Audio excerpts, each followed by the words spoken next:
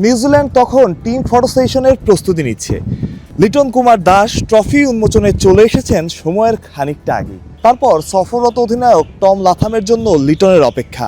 সচরাচর কি দেখা যায়, প্রতিপক্ষ দলের অধিনায়ক আগেভাগেই ট্রফি উন্মোচনে চলে আসেন, স্বাগতিক দলের অধিনায়কের খানিকটা দেরি হয়, সব সময় না, তবে মাঝে মধ্যেই। লিটন এখানে আলাদা, সাথে আলাদা নিউজিল্যান্ডও।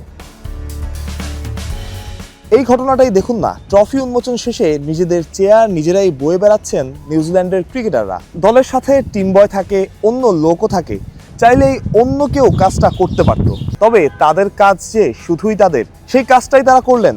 এটাও একটা উদাহরণ। লিটন লাথামকে স্বাগত জানালেন, তারপর ট্রফি উন্মোচনে।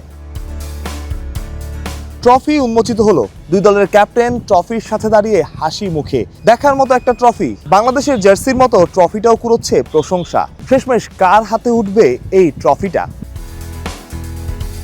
বাংলাদেশ নিউজিল্যান্ড 3 ম্যাচের টি-20 সিরিজ শুরু আগামীকাল। প্রথম 2 টি-20 হবে চট্টগ্রামে, শেষ টি-20 ঢাকায়। ওয়ানডে সিরিজ জিতে বাংলাদেশ দল আছে ফুরফুরে মেজাজে। তবে নতুন একটা দল, ক্যাপ্টেনও আলাদা, তবে লক্ষ্যটা একই, জেতা, সিরিজ জেতা, সম্ভব হলে 3-0। মাহফুজ প্রত্যয়, বিডি কুইক টাইম।